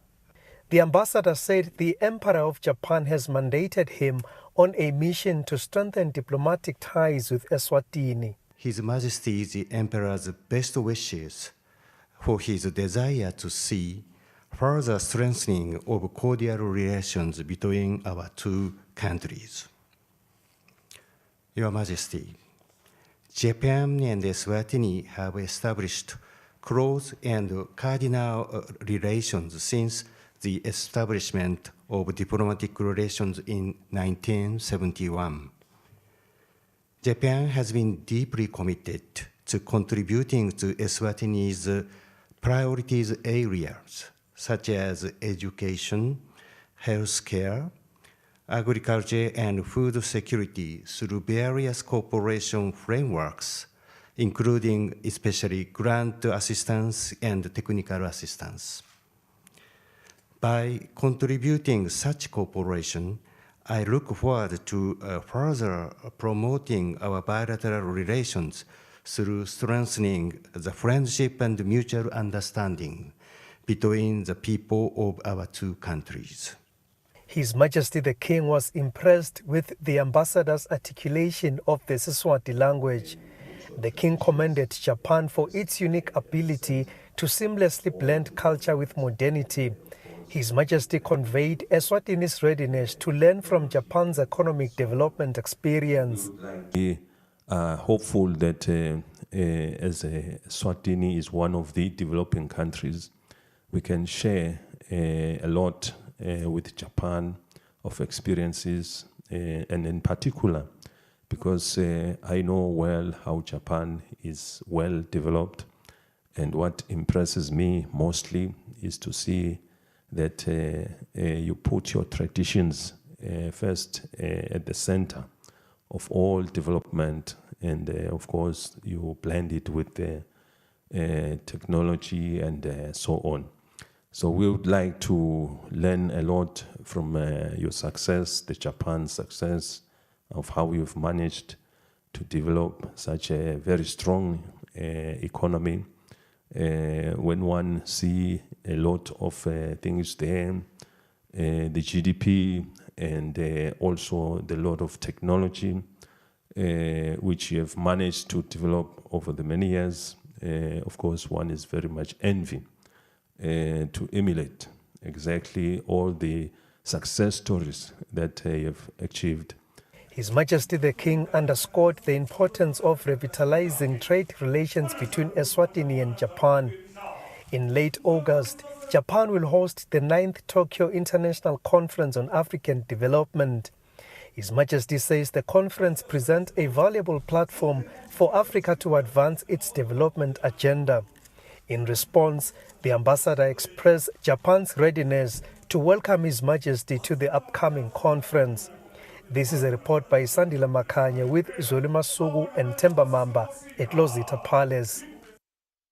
Well, the Kingdom of Eswatini has taken more evident steps towards securing jobs for locals through attracting foreign investors. This follows a meeting between His Excellency the Prime Minister Russell Miso Dlamini and Japanese investors. The Premier had a meeting with the Chief Executive Officer of Itochu Corporation Africa Bloc, Shinya Ichizuka, to discuss potential areas for investment. Ichizuka was in the company of Texray Industrial Core Limited, Japan Group Strategy Officer Alex Young. And in a statement, government said Itochu is one of Japan's leading general trading and investment companies, known as Sogo Sosha, and it currently has 90 bases in 61 countries. Government also said the company is engaged in domestic trading, import and export, as well as overseas trading of various products such as textile, machinery, metals, minerals, energy, chemicals, food, general products, realty, ICT, and finance. Government also said the Premier and Ichizuka discussed potential investments in the areas of energy and chemicals, mining, ICT, and agriculture, particularly in the mass production of sesame and coffee for export purposes. Now, the Prime Minister is said to have assured Itochu Corporation of Eswatini's premier investment support, inviting them to make Eswatini their second home away from Japan. In other news, the Honourable Minister of Economic Planning, Dr. Tambogina, says the government of India will provide a grant of 108 million malangeni for the construction of a new parliament building and that the country's population growth rate is still low. The Honourable Minister was speaking in Parliament on Tuesday. The Ministry of Economic Planning and Development Senate Portfolio Committee, chaired by Senator Linda Ngumalo, deliberated on the performance of the ministry during the 2025-2026 financial year. Nami angibonge ngendzaba ye-ICC ukuthi at least sekuyakhombisa ukuthi sekuvutela kuya khona. Usikesh lokwendeke lapha kunakulabathi i-royal villas le ngiyawucela namhla ukuthi minister afake lelive lakangwane afake lamaswati asifake sonke sihlalo into clear perspective ukuthi kwendekeni lapha ku-royal villas isihlalo. Umnanzi lokuthi uve ukuthi uhulumende nje akadelive nje vele abantu bakhona nakade awuze uhulumende usebenza kanje uthi hawu bantu kude awonke umuntu abakhalathi kude kube kwadeka ukuthi lento sesiyitamile sabona vele lento yasekhona number 8 ayisisebenzeli. Ngabe kushona umuntu nje lamhla kufuna lo muntu avaleke kungena umuntu esikhaleni sakhe. Uma ngabe kupronyotha umuntu lamhla kufuna kungena umuntu esikhaleni sakhe. Let cure fana lama-food bridges. Ingabe micro project unayo incapacity yoku-maintaina le structure. Engabe live liyakwenda yini ukuthi linakele ukuthi lokutalana kwethu lendlela nje lesitala ngayo bantwana bethu ukuthi siyakumonitor yini strategically and proactively so. The Honourable Minister of Economic Planning gave some responses. All 10 years, the last population census, ikhule nga 0.7. In order ukuthi population inga-decline, kufuneka ikhule nga 2.1. Nayi ingaphane, na ingapha inhlangano, ingaqhabuka nemali lengaka yakhe lama-villas. Angena emeneni lapha kwathi ndakusho nje ukuthi nenhlahla lembi kwasekuyaphunguka. Le ku-tender board, akusayi le mali lencane, le nkethe kakulo 5 million. Yekuthi bakhona egijima lapha sekuqhamuka bo 1.86 billion, which was not part of what we're discussing. Noma ke kwaqashwa inkampani le shortlistwe khona ngale ngase-India. Sayiqasha ke sibambisela abase-India ne-Exim Bank ukuthi yente detailed project report. The Senate also asked for government to consider revisiting Circular Number 3, which speaks to hiring freeze by government. Reporting Samgasiwe Koza, Parliament. The Honourable Minister of Health, Mduduzi Matsebula, says government is actively working to improve and expand dialysis services across the country. The minister was speaking in Parliament on Tuesday. The Ministry of Health Senate Portfolio Committee, led by Senator Princess Ngozi as the chairperson, debated the ministry's performance report for the first quarter of the current financial year. Phela sisebenzi tetempilo tiyatiwa lokuthi ufuna sibe ngaka kuze utokhavarisa lo msebenzi. Labanye bayaretire, labanye bayafa, kepha kuyatibuta lokuthi yile nto ukuthi batikavalwa letikhala. Mathathu kuphela ema-dialysis facilities lilongana. Bayagula abantu la ngaphandle tibalo nema-research asho njalo. 345 kwabantu lokuthiwa bayagula baphethwe bafuna le dialysis. Inzaba yokuthi improve in providing an affordable health care le caterisha for emaswati onke.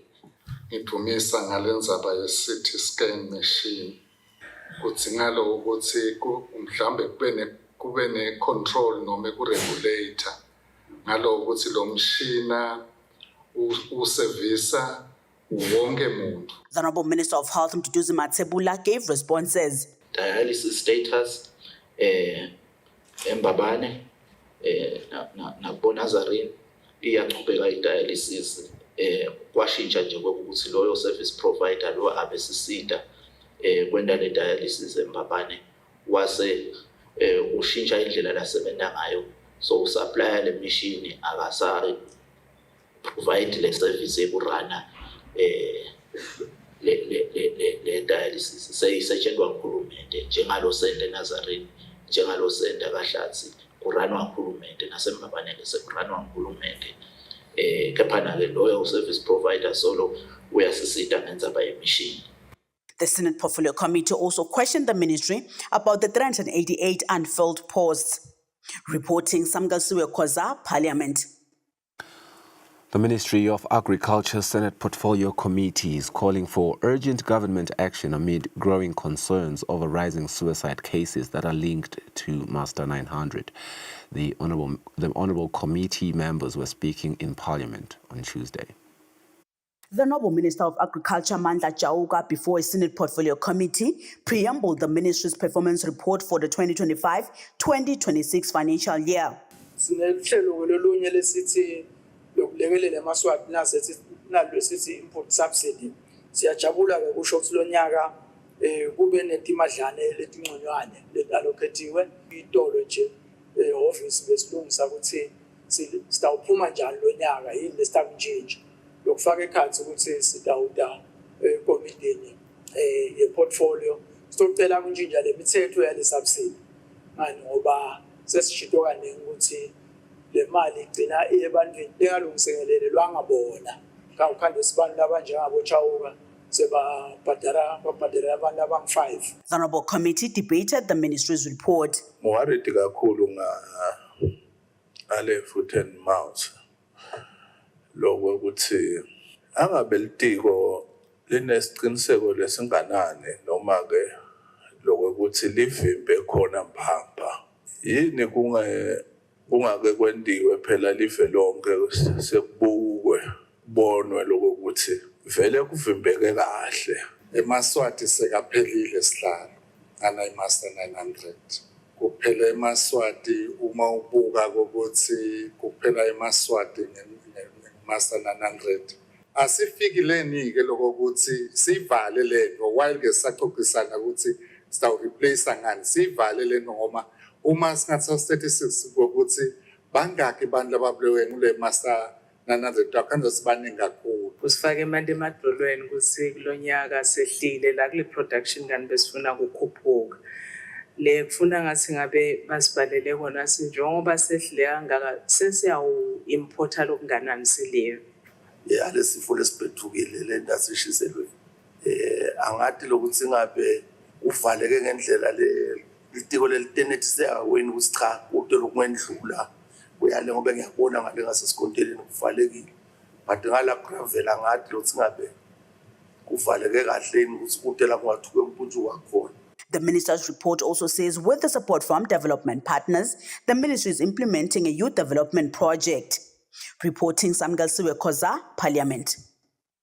Well, the former Minister of Agriculture, who is also a former Member of Parliament for Mthongwaneni, Roy Fanurakis, wants the state to release some of the property it has seized, including money, so that he can afford to pay the lawyers who will represent him in his cases. These include charges of tax evasion and money laundering. Fanurakis said this on Tuesday morning when the trial was expected to begin.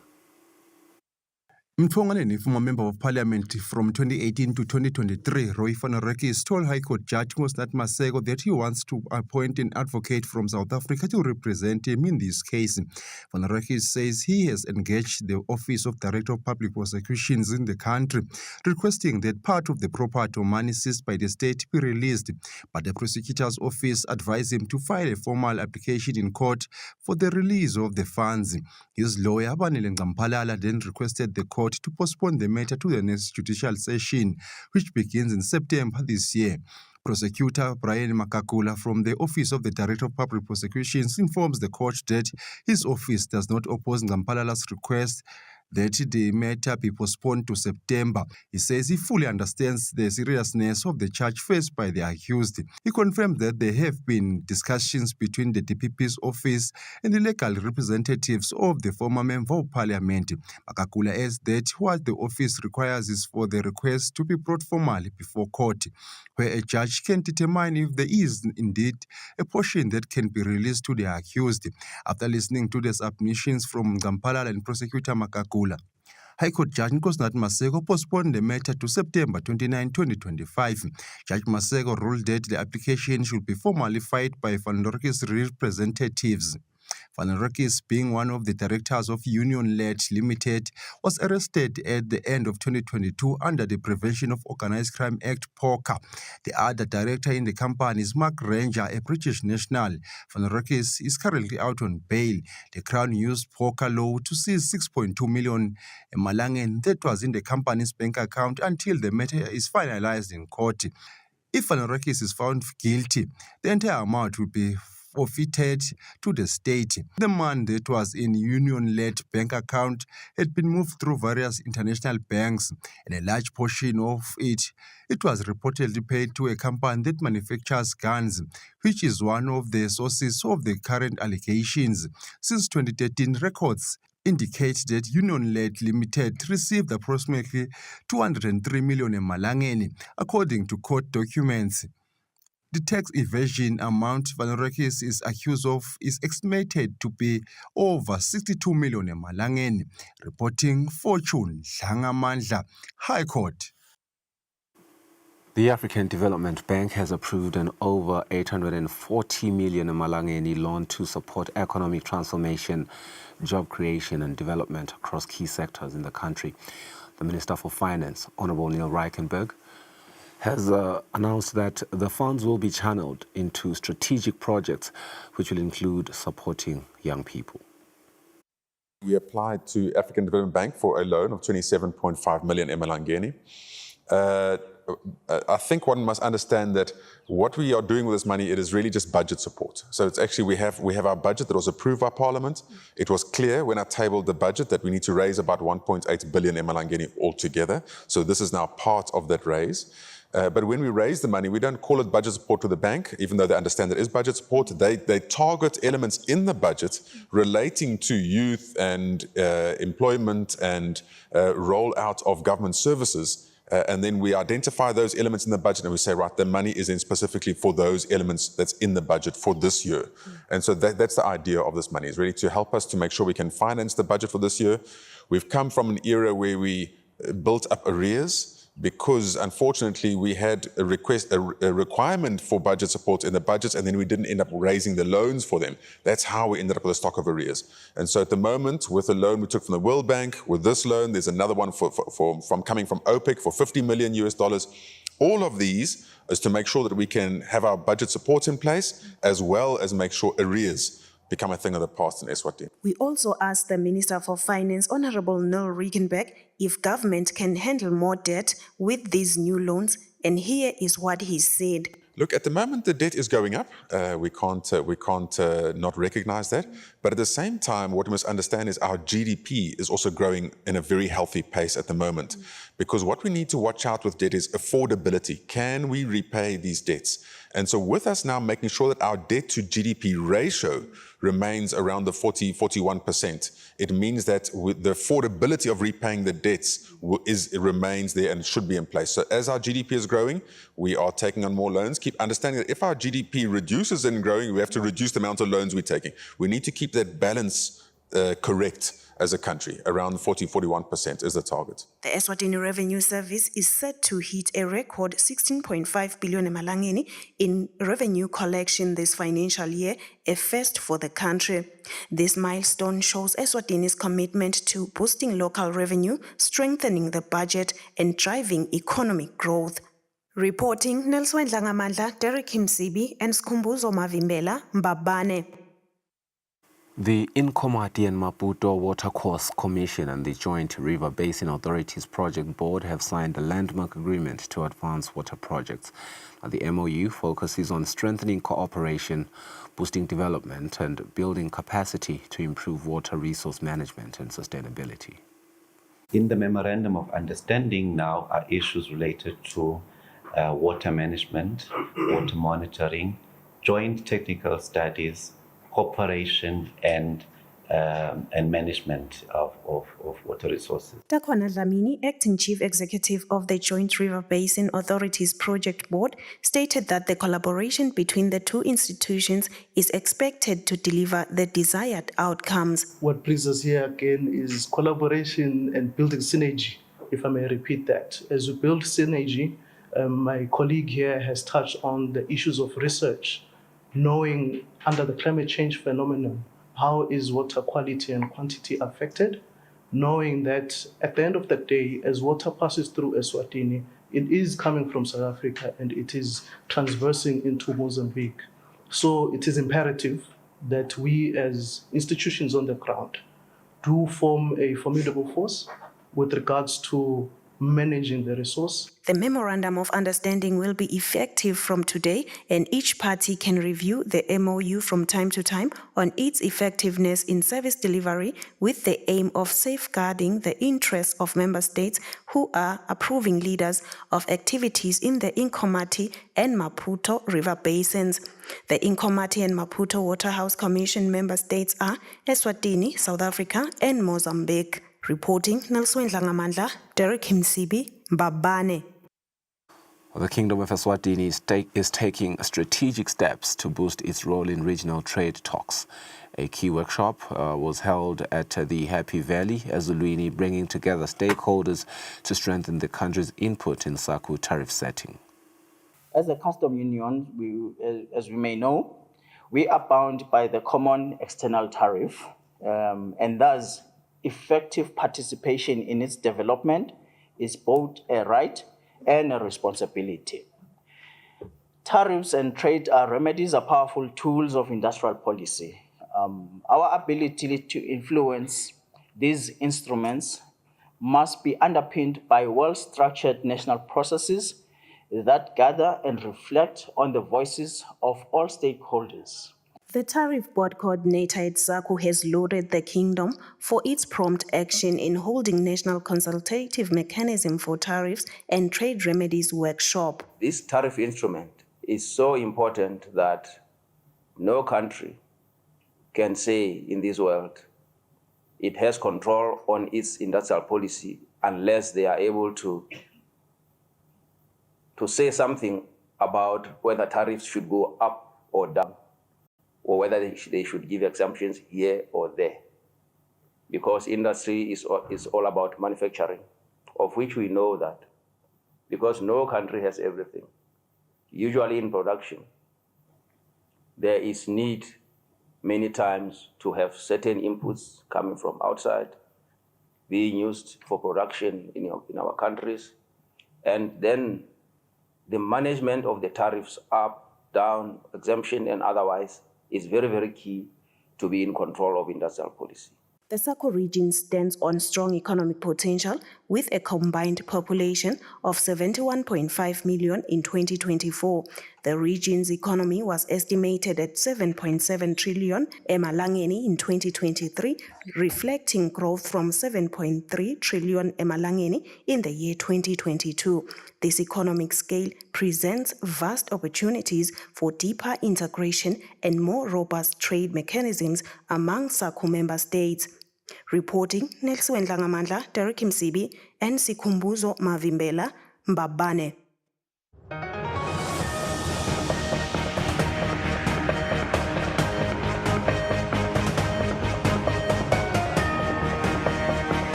Now, sports news. The Minister of Sports, Honorable Bongani Nzima, says he's a very, very hopeful man that the Somhlolo National Stadium will be granted approval to once again host CAF and FIFA matches. He says this will happen because government has fulfilled all the requirements that are set by CAF and FIFA to ensure that the stadium meets the necessary standards to host such major games. The Minister of Sports, Arts and Culture, Honorable Bongani Nzima, appeared before the Sport Portfolio Committee in the House of Senators. Senators sought clarity on two key issues: the situation surrounding Somhlolo National Stadium and foreign investors who have taken over local football teams, specifically whether proper vetting processes are being followed. Uma ngingusomabhizinisi ngingachambi khona la ekhaya ngichambi ngaphandle kube khona phela lokuthi thina sathi ukuthi umuntu uyaphengulwa ngesiswati siphengule simhlole litiko linato yindawo makeletho ndlela letho ukuthi awu ahlolo ukuthi usiphathele imali yemagrant uyithatha emathima abanikelo okuncane kanti le mali le ngilenye imali efuna irayishe yeteam bambamba batagcina bathile anoma ukuthi ireport sengabuyi sinyalo imali lifakiwe lapha vele sikhathi sisiphase lelo ngakwenziwa nje ukuthi abanegative vele ungabunya lenye kulaba noma bebasengayikhiphi le board yabo laba befikile abasicheckako akumane phela kube positive. Etindzawini letiningi nawubekisa itinkombolo i-tennis beyikhona nje kakhulu litiko ngabe vele linamathela lapho. Ngiloko kuvetha labala abosomabhizinisi lokuthola ukuthi sebaqina bangena nasifadlini batothenga emateam ukuthi ngabe vele bayabachecka yini. Nyakeni lophelile sasicele 35 million but sa-awardwa 15 million nasekufika kubudget vele ngeke kuphele umsebenzi. In his response, the minister addressed several concerns. One of the major issues raised was the matter of gate collections during league matches, with some teams expressing frustration over the deductions made by the Premier League. Reporting, Amlinda Dlamini with Samgelisiwe Koza, Lobamba.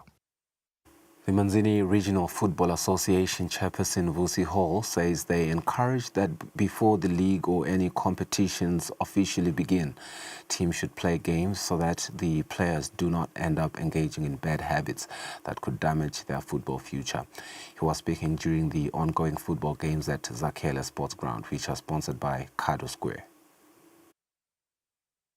In recent times, there have been ongoing discussions about the off-season games played by teams, with debates often centered around whether or not they are beneficial.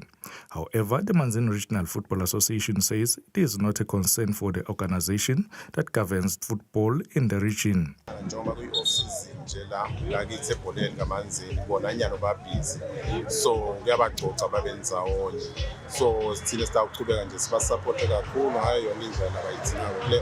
Hall says the games help players stay focused as football keeps them engaged and less likely to be drawn into negative influences or bad habits. Veleka Mthethwa, a former technical bench member of the national team Sihlangu Semnikati, says the game are not only useful in helping players stay sharp, but also assist coaches in identifying potential talent ahead of the new season. Benefits are maningi because as league futhi nalama sports coach lamanye longathi for the active rest labadlali bangaba. He adds that they also allow players to maintain an active rest period before the official campaign begins. The games began 2 years ago with support from Kado Square and are structured into 4 groups, each comprising 5 teams. The tournament is expected to conclude in the first week of September. Reporting, I'm Linda Dlamini, Manzini.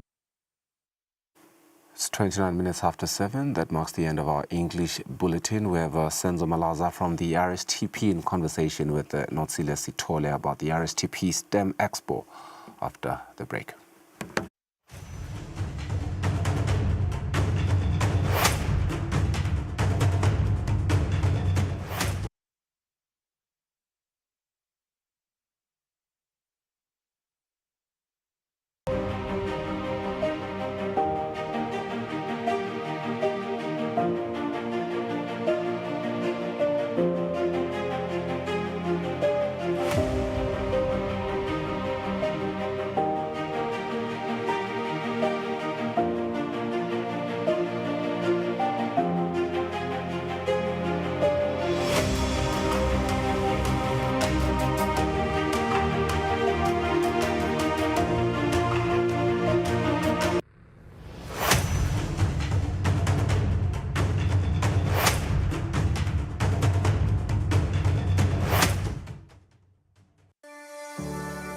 Eswatini TV has signed a code of conduct that is enforced by the Eswatini Communications Commission.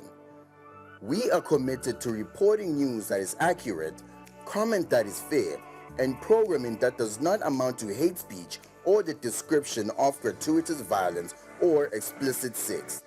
For any complaints of our programming, please contact us on 2411-9600 or email info@eswatinitv.co.za.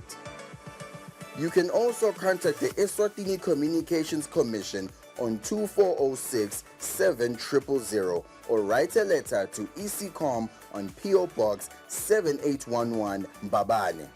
Email address is info@ecom.org.za.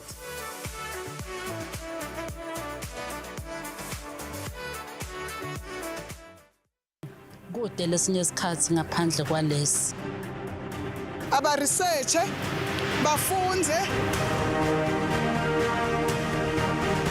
Being risky means ukuthi nalokuwa kwayo kulula. Nathi kufuna sente ukukhiqiza lokusembili.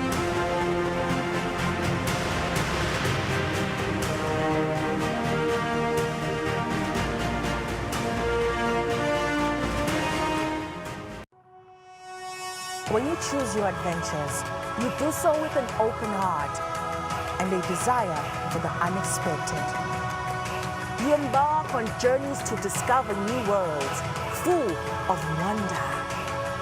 You choose a path to awaken your senses, a world to make you look up and realize just how inspiring this life can be. Arrive and awaken your heart. Explore life in ways only thought possible in your dreams. Discover just how far you go to expand your understanding of life's greatest mysteries. There's just one place on this planet with so much to offer. Now is the time for you to have the royal experience.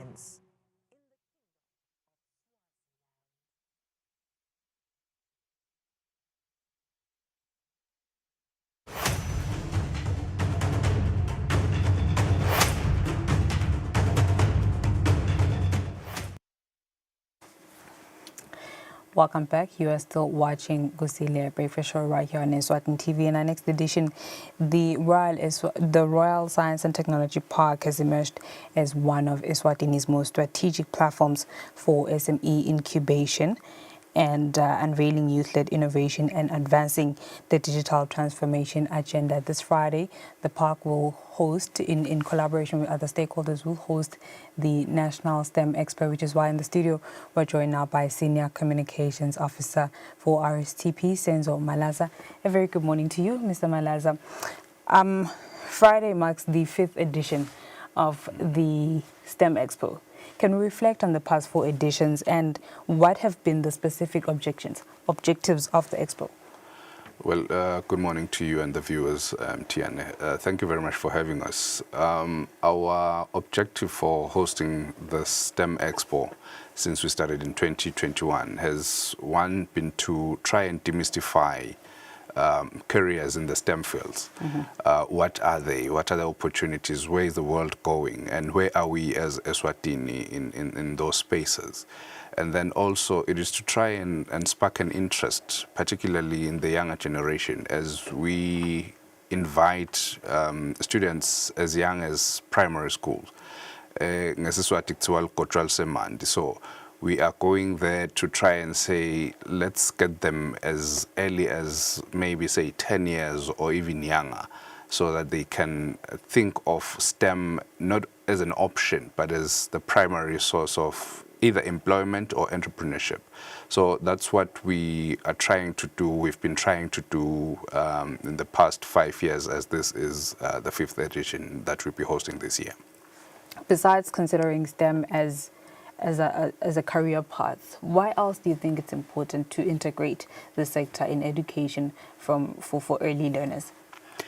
Well, it is because in every sector of the economy now, there's STEM involved. You could be going into teaching, you could be going into the security cluster, you could be going to any sector of our economy. There's STEM involved. There's mathematics in your everyday life, by the way. There's mathematics and science logic that you have to apply. So we want to try and say to the participants and the nation at large, we are not trying to bring in something totally new. We're just trying to say, let's formalize what we've been doing from our forefathers. There's always been some scientific way of solving things. So let's now try and catch up with the world in as far as how they are doing it, and bringing in our own ideas on how we have been doing it, which is why we're saying, even in terms of our indigenous knowledge, we are not leaving it behind. We're saying, let's infuse the STEM aspect of doing things into our indigenous knowledge. So trying to get the education sector to be more involved, and we are happy that the Minister of Education is actually one of our key partners in hosting since the 2021 or the first edition. They have been our key partner in hosting the STEM Expo. So we're saying, if we go to the schools and start as young as a grade 3 or even a grade 2 child, then we are assured that by the time they go to tertiary education or out of school youth, they understand how STEM impacts the different sectors of our economy and the different sectors of our life, by the way. You've received applications for participation from primary school students, from high school, mostly youth. Yeah. How many of these have you received, and how many of these are you expecting, and what proportion of these projects involve digital solutions that actually bring about digital innovations that address local challenges? Well, I think I may not have the exact figure, but we are pleased that with each year or each edition, the numbers increase. And what is also pleasing to note is the participation of female students. It has increased since the first edition, so we are pleased with that. But in as far as how these innovations are helping in addressing local challenges, I think our students are well alive to the everyday problems, which is why we are seeing a number of these innovations that are addressing issues in agriculture, issues in the provision of clean water, and the provision of clean energy. So we are happy that most of the projects are projects that are addressing a number of everyday problems, and they're addressing them in a futuristic way and in a way that aligns not only with the country's development path, but also the UN's Sustainable Development Goals. Research has it that about 65% of Eswatini STEM graduates are females, which is a great figure, but unfortunately only about 20% of them take leadership roles. How best can we see efforts beyond the expo contribute to narrowing the gender gap in STEM? Well, I think it starts with trying to create the awareness, first of the importance of STEM, but also the understanding of everyone that STEM is not a gender role. It is actually something that can be done, or the STEM careers are open to anyone because they are not gender roles. So once we understand that as a nation and as leaders in the different companies and industries, we definitely would understand that most of the female STEM graduates are actually good in their spaces. We always want to emphasize that as the RSTP. Most of the female graduates in STEM careers are very good. So it doesn't reflect the number of those that are now occupying leadership roles in the different areas isn't a reflection of their capabilities. So we need to demystify that, which is why as a build-up to the STEM Expo, we are continuing to host webinars that are looking at bringing in different players in the different industries of STEM. On Monday, we were looking at science careers. Yesterday, we were looking at technology careers. Today, we are looking at engineering careers, and tomorrow it will be mathematics careers. So we're trying to bring in industry players, we're trying to bring in academia, and we're trying to bring in entrepreneurs in those spaces, because we want to have an all-rounded approach, because we're not only pushing people to look for jobs, but we're also trying to show people that in STEM there could be entrepreneurship opportunities, and there's quite a lot of business there. So in hosting those webinars and the expo itself, it is also one way of, or another way of raising the awareness and trying to sensitize people to say, this is what we can all do regardless of gender. The Human Development Report, with focus on growth in the age of AI, states that digital access is somehow still an issue, especially in underserved communities and rural areas. What needs to change in terms of equalizing the gap to better prepare students for STEM fields? I think we all need to align with each other's programs in as far as making sure that those that have a responsibility to provide the infrastructure for connectivity aligned with those that are trying to advocate for more people or more students to come into the STEM fields. So for as long as we approach things in an uncoordinated manner, we are going to have problems, because trust me, we have done quite a number of things as a country, but are they interconnected for us to realize the desired results? Probably we could do better in that area. The theme says jobs for a future economy of Eswatini. How do you see an increasing uptake in STEM impacting areas such as research and climate justice? Well, an increase in the uptake of STEM careers will definitely help us as a country have more, because we're trying to prepare with the STEM expos and trying to get more young people involved. We're trying to have a pipeline as a country of researchers, of innovators, and techpreneurs and other areas in the STEM fields. So if we were to realize an increase in uptake in the STEM careers, definitely one of the benefits would be that we would be having more researchers, and having more researchers can actually help us as a country and as a company. One of our mandates is to help in the commercialization of our indigenous knowledge. For us to get to the commercialization of our indigenous knowledge, we need to have more researchers. We need to do more research on that indigenous knowledge so that we can then commercialize. So those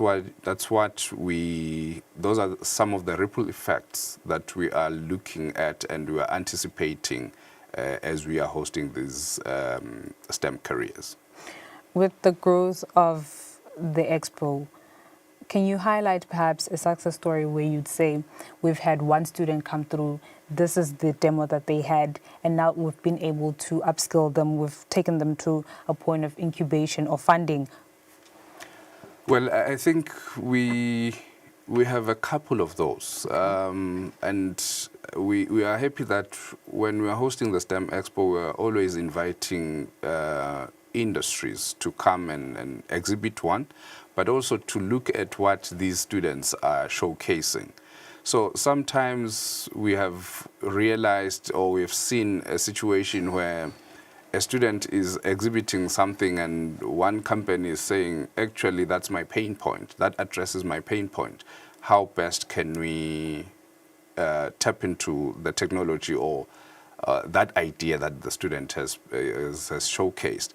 So we've tried to make sure that we help, in that case, we help the student protect the idea, because we do not want them to receive or to not get what's worth of their idea.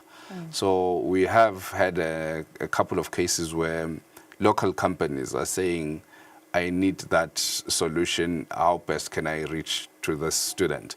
So we have managed to be the bridge between industry and the students. But we do have, I think, 2 currently incubated startups that we got from our 2023 STEM Expo, if I'm not mistaken. So it shows that we are not only looking at sensitizing the students to go into the job market, but we are also trying to make sure that we push them into entrepreneurship as well.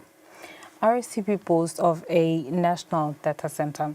Now, has this resource translated into expo projects that bring about solutions to areas such as health?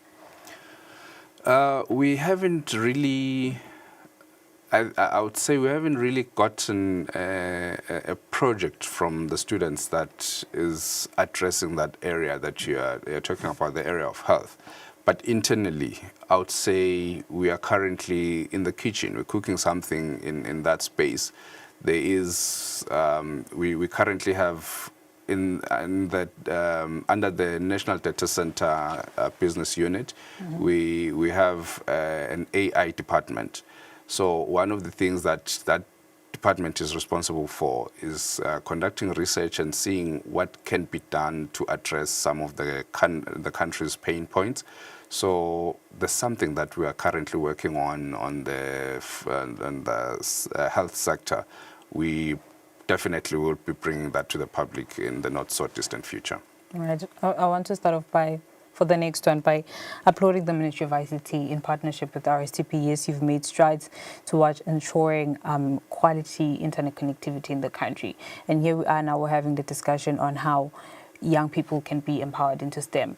The reality is, how can we balance technological design with checks on affordability, connectivity, and local digital literacy level? Well, let me start with the component of the digital literacy. We believe in the past, maybe say 10 years, the country has taken some great strides in addressing that area. Have we done enough, or is it now fine? No, we're not. We definitely still need some work to still have a lot of work to do. So we are working with schools in that area. Remember, we, as the Royal Science and Technology Park, have a training institution that is working with different schools in the country to try and push the rate of digital literacy to a very good number. So we are definitely working hard in that space, but also we believe we have a role to play in as far as making sure that we have good connectivity across the country, because it wouldn't help us to say we are sensitizing schools and students to have computer labs and concentrate on ICT as a subject if we cannot provide the correct type of infrastructure.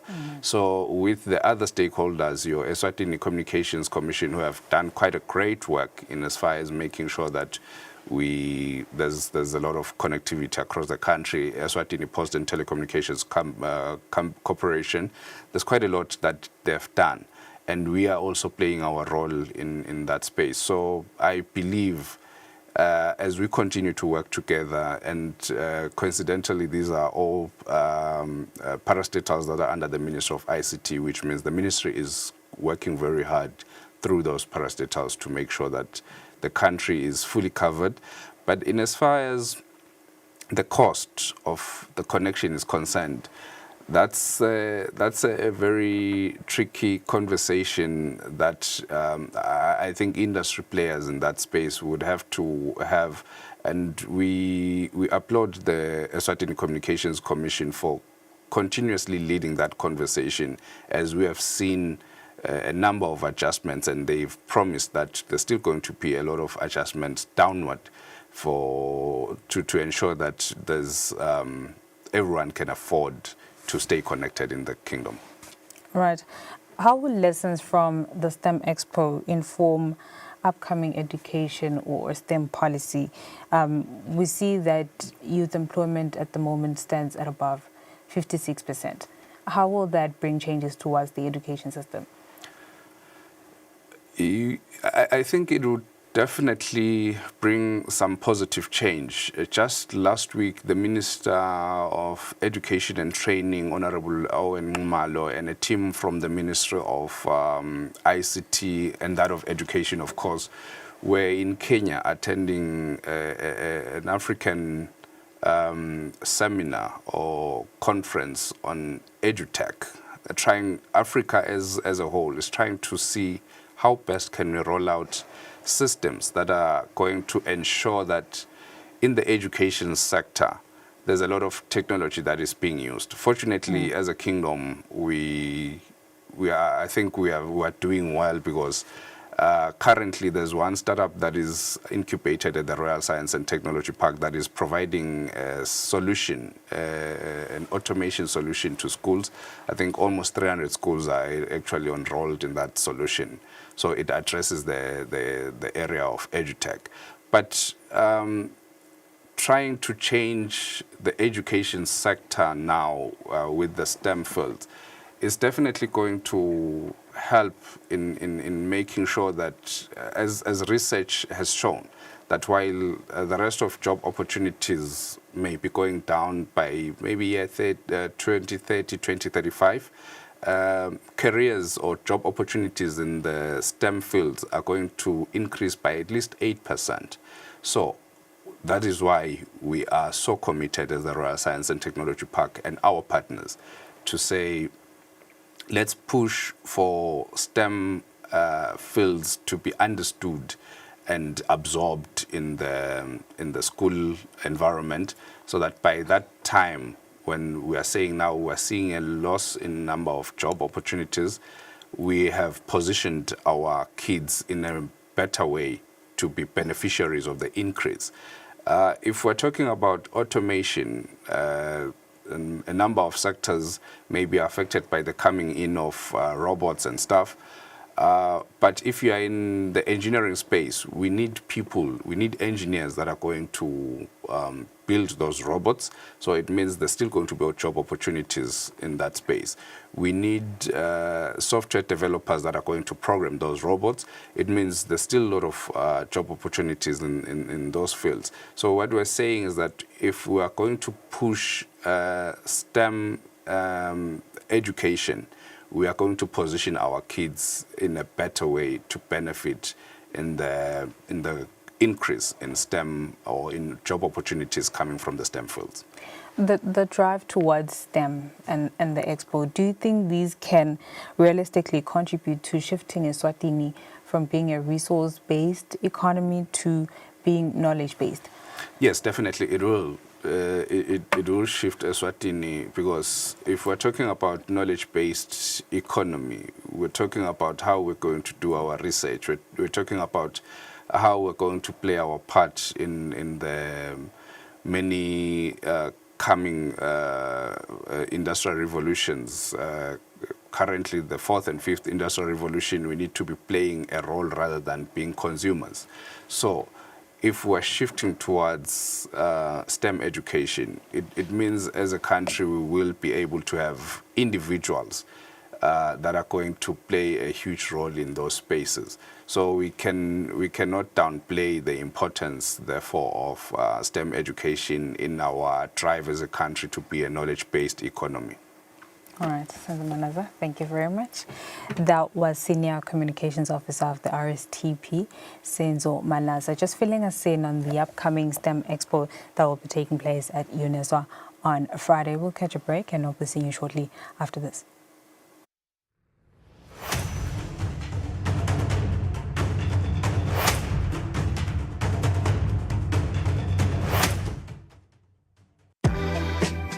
Welcome to Eswatini Lifestyle. This is your ultimate guide to the entertainment, to the lifestyle and the culture of Eswatini. Eswatini Lifestyle. Eswatini Lifestyle. Eswatini Lifestyle. From 6:30 to 7 p.m. On Eswatini TV, Sibuko Semaswati. On Eswatini TV, Sibuko Semaswati.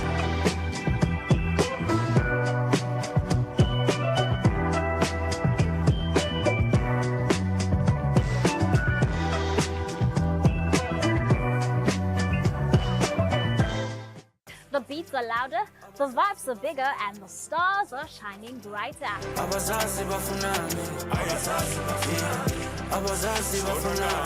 This is The Beatdown, your ultimate music and entertainment fix. With me every Saturday from 8 p.m. to 9 p.m. on Eswatini Television, Sibuko Semaswati.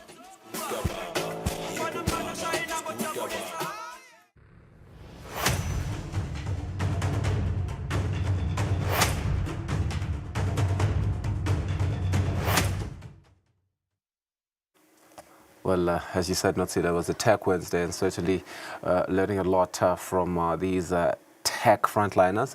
Senzo Manaza, such an important conversation that you had with him. You know, you think STEM in the Kingdom of Eswatini, you think the future of Eswatini, and you think it's just right in alignment with His Majesty the King yesterday, declaring that we should, as the Kingdom of Eswatini, take the baton from what Japan has done in making sure that it's a first world country in tech development as well as other spheres. So I think it's quite an important conversation, but it should culminate into real action. And as we had the RSTP in the building today, you know, he mentioned that they have an incubation program. They currently have SMEs. It not only speaks to careers for individuals, but I do think it speaks to the funding opportunities for SMEs, MSMEs, and MSMEs rather, that, you know, there are many financing solutions for innovative entities that are actually bringing solutions to some of the challenges that the country is tackling. Certainly, it's important that as we fund and as we strengthen our financial capacity to making sure that we're able to fund these ideas, particularly the ones under the STEM field, it's important that we have the young people learn about these things at a younger age. And that conversation that we had with Lungile targeting 15 to 18-year-olds, you know, them understanding business, understanding AI, and hopefully by the time that they receive the funding, as they grow older and they start to, and they try to start their own businesses, no money gets lost, no money goes to waste. So it's going to be beautiful. We like to see, you know, all these ecosystems in place to make sure that none of these seminars are just brochures and conversations, but they culminate into real action that is sustainable. The Bible does say, train them while they're young.